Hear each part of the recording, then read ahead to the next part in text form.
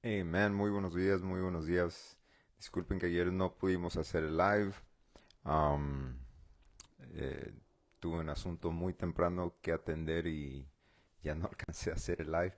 Pero aquí estamos nuevamente con la ayuda de Dios para continuar nuestra lectura y continuar en el capítulo 14 de Samuel, 14 de Primera de Samuel. Ya Saúl es todo un rey de Israel, nada más que ya cometió su primer falla delante de Dios por causa de, según él, el pueblo, por causa de sus enemigos, por causa de los filisteos, por causa de que Samuel se tardó en su llegada. Bueno, le echó la culpa a todo el mundo, ¿verdad? Ahora sigue siendo rey, a pesar de que su reino va a tener un límite. Dios quería que su reino prosiga, pero por causa de las acciones de Saúl, ahora su reino va a tener un límite. Vamos a continuar en el capítulo 14 a ver qué pasa con Saúl.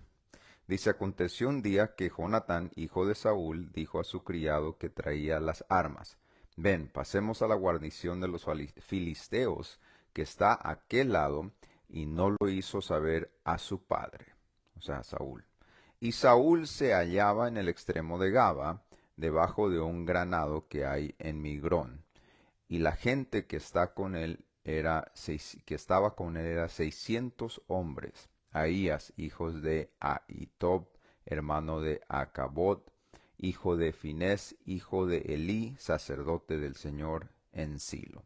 Llevaba el ephod y no sabía el pueblo que Jonatán se hubiese ido. Y entre los desfiladeros por donde Jonatán procuraba pasar a la guarnición de los filisteos había un peñasco agudo de un lado y el otro del otro lado. El uno se llamaba Bosés y el otro Cené. Uno de los peñascos estaba situado al norte hacia Micmas, el otro al sur hacia Gaba.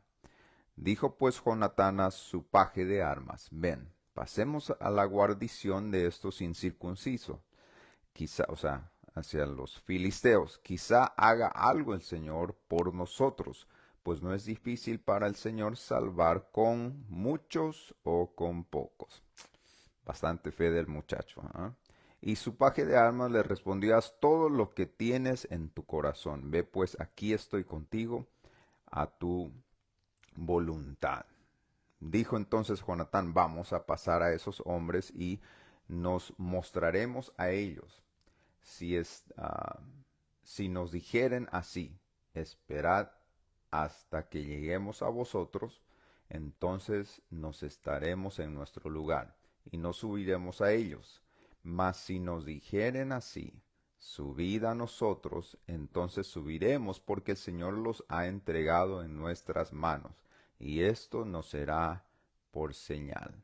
Vemos que se acostumbraban mucho las señales en Israel en este tiempo y esta era la señal. Ellos iban a llegar hasta donde estaba la guarnición de los filisteos, porque recuerden que los filisteos tenían el dominio de una buena parte de Israel. Y Jonatán dijo, pues vamos a ir a pelear contra ellos y si ellos nos llaman a que subamos hacia ellos en este peñasco, entonces esto es señal de que Dios nos va a dar la victoria. Se mostraron pues ambos a la guarnición de los filisteos, y los filisteos dijeron, he aquí los hebreos que salen de las cavernas donde se habían escondidos. Bien bully los filisteos, ¿verdad? Y los hombres de la guarnición respondieron a Jonatán y a su paje de armas y dijeron, subid a nosotros y os haremos saber una cosa. Entonces Jonatán dijo a su paje de armas, sube tras mí, porque el Señor los ha entregado en manos de Israel. Y subió Jonatán trepando con sus manos y sus pies, y tras él su paje de armas. Y los que caían delante de Jonatán, su paje de armas que iba tras él los mataba. Y fue esta primer matanza que hicieron Jonatán y su paje de armas, como 20 hombres en el espacio de media yugada de tierra. Y hubo pánico en el campamento y por el campo, y entre todas las gentes de la guarnición, y los que habían ido a merodear, también ellos tuvieron pánico, y la tierra tembló. Hubo pues gran consternación. Y los centinelas de Saúl vieron desde Gaba a Benjamín cómo la multitud estaba turbada, e iba de un lado al otro, y era desechada. Entonces Saúl dijo al pueblo que estaba con él: pasad ahora revista y ver quién se haya ido de los nuestros. Pasaron revistas, y he aquí que faltaba Jonatán y su paje de armas. Y Saúl dijo a Ahías: trae el arca del Señor, porque el arca de Dios estaba con los hijos de Israel. Pero aconteció que mientras aún hablaba Saúl con el sacerdote, el alboroto que había en el campamento de los filisteos aumentaba e iba creciendo en gran manera. Entonces dijo Saúl al sacerdote: detén tu mano. Y juntando Saúl a todo el pueblo con él que estaba, llegaron hasta el lugar de la batalla. Y he aquí que la espada de cada uno estaba vuelta contra su compañero, y había gran confusión. Y los hebreos que habían estado con los filisteos de tiempo atrás, o sea, algunos traidores, y habían venido con ellos de los alrededores al campamento, se pusieron también al lado de los israelitas que estaban con Saúl y con Jonatán. Asimismo, todos los israelitas que se habían escondido en el monte de Efraín, oyendo que los filisteos huían, también ellos los persiguieron en aquella batalla. Así salvó el Señor a Israel en aquel día, y llegó la batalla hasta Bet-aven. Pero los hombres de Israel fueron puestos en apuro aquel día, porque Saúl había juramentado al pueblo diciendo: cualquiera que coma pan antes de caer la noche, antes que haya tomado venganza de mis enemigos, sea maldito, o sea, muera. Y todo el pueblo no había probado pan. Estaban en plena batalla, estaban en plena guerra, y no habían comido nada porque estaban en ayuno. Entró pues el pueblo en el bosque, y he aquí que la miel corría, pero no hubo quien hiciere llegar mano a su boca, porque el pueblo temía el juramento. Pero Jonatán no había oído cuando su padre había juramentado al pueblo, y alargó la punta de la vara que traía en su mano, y la mojó en un panal de miel, y llevó su mano a la boca, y fueron aclarados sus ojos. Entonces habló uno del pueblo diciendo: tu padre ha hecho jurar solemnemente al pueblo, diciendo: maldito sea el hombre que tome hoy alimento. Y el pueblo desfallecía.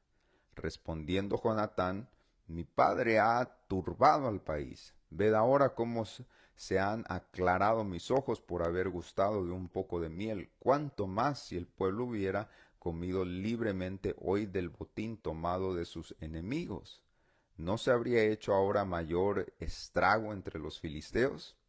E hirieron aquel día a los filisteos desde Micmas hasta Ajalón, pero el pueblo estaba muy cansado.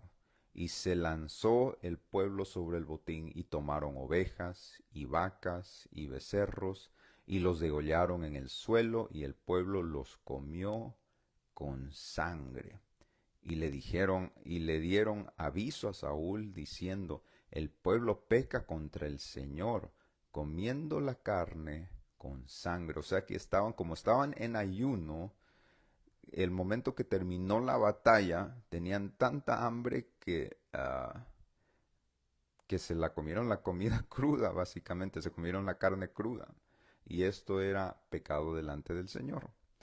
Además dijo Saúl: esparcíos por el pueblo, y decidles que me traigan acá uno su vaca, y cada cual su oveja, y degolladlas aquí, comed, y no pequéis contra el Señor, comiendo la carne con la sangre.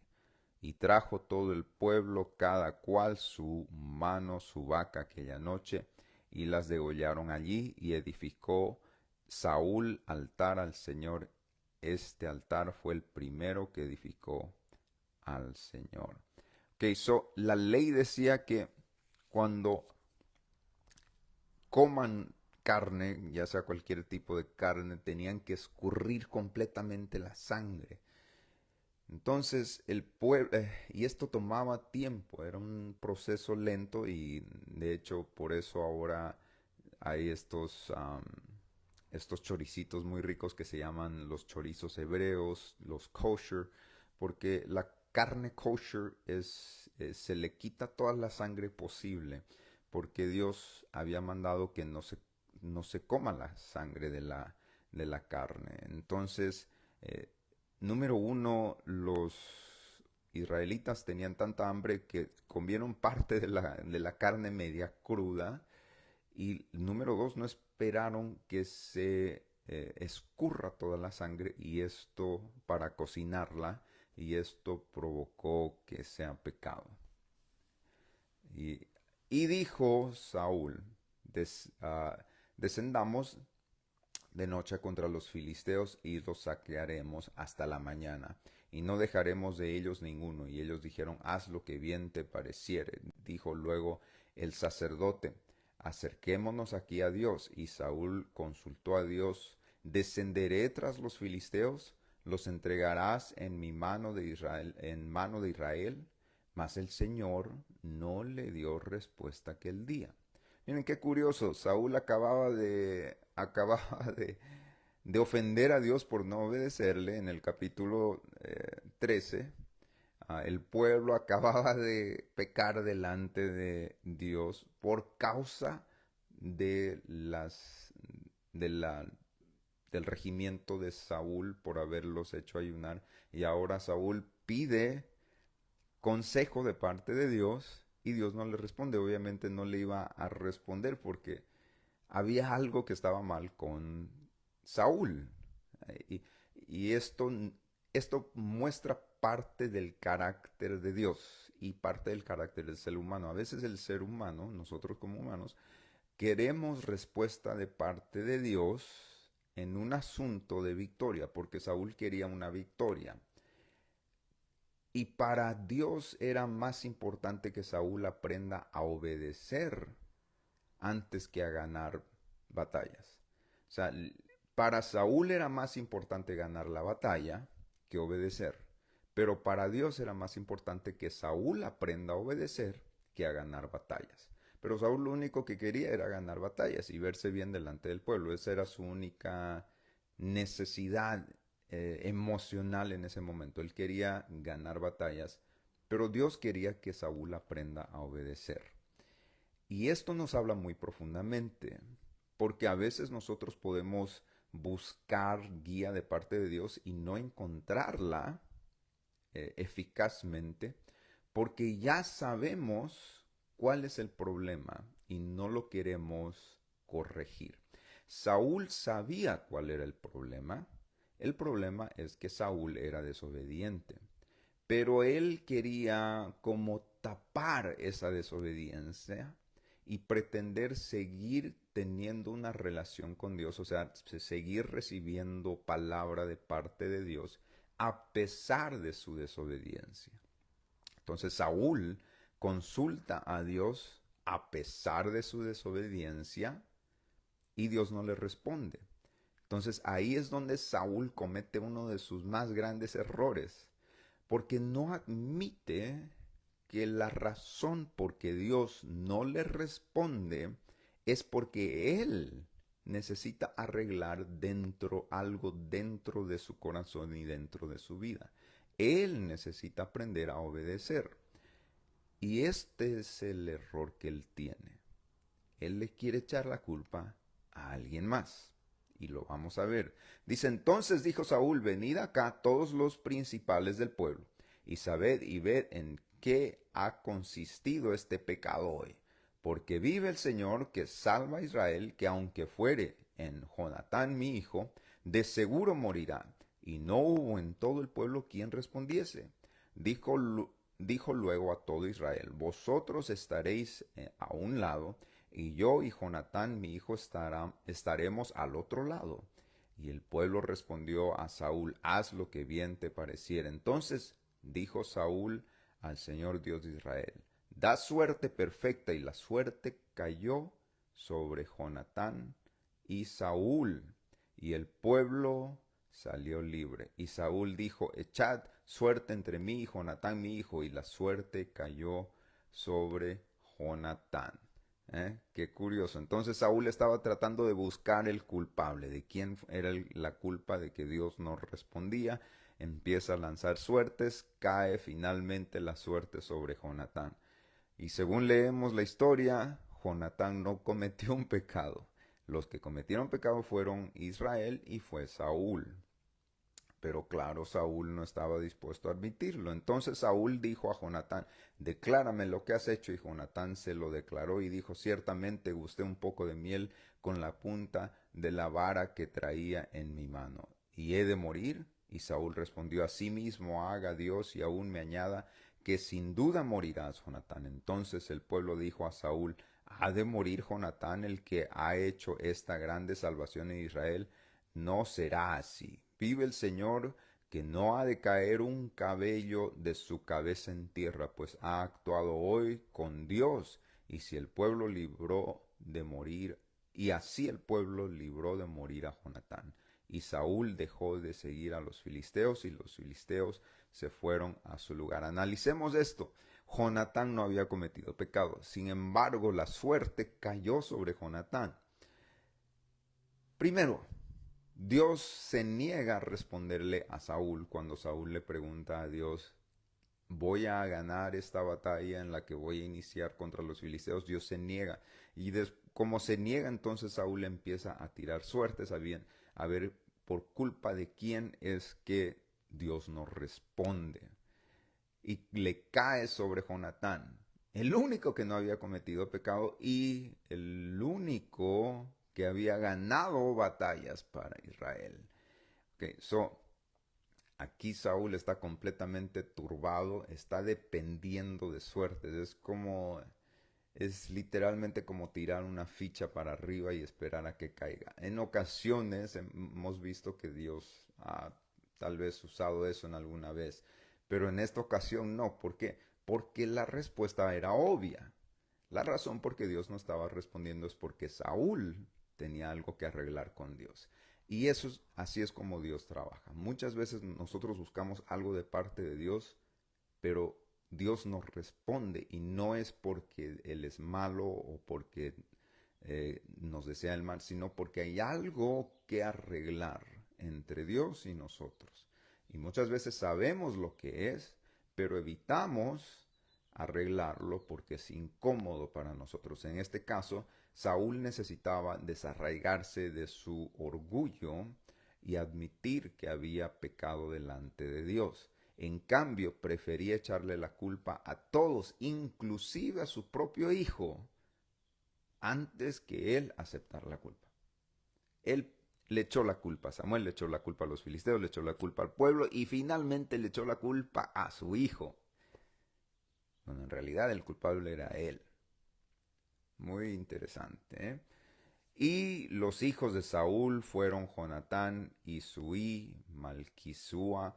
Los nombres de sus dos hijas eran el de la mayor Merab y el de la menor Mical. El nombre de la mujer de Saúl era Ahinoam, hija de Ahimaaz, y el nombre del general de su ejército era Abner, hijo de Ner, tío de Saúl, porque Cis, padre de Saúl, y de Ner, padre de Abner, fueron hijos de Abiel. Y hubo guerra encarnizada contra los filisteos todo el tiempo de Saúl, y a todo el que Saúl veía que era hombre esforzado, apto para combatir, lo juntaba consigo.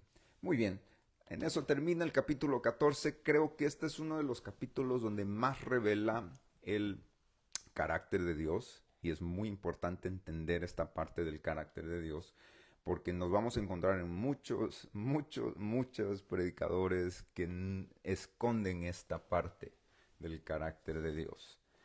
que Dios no nos da victorias si no arreglamos lo que hay que arreglar entre Dios y nosotros. Dios no estaba dispuesto a tener pláticas con Saúl o entrar en conversación si no había un arrepentimiento de parte de Saúl. Y esto es muy importante saber, muy importante, y yo como predicador estoy en la obligación de explicarlo antes de proseguir con alguna con cualquier cosa con Dios. Siempre tiene que haber un análisis de nuestra vida personal y entender si hay algo de lo que me tengo que arrepentir y cambiarlo.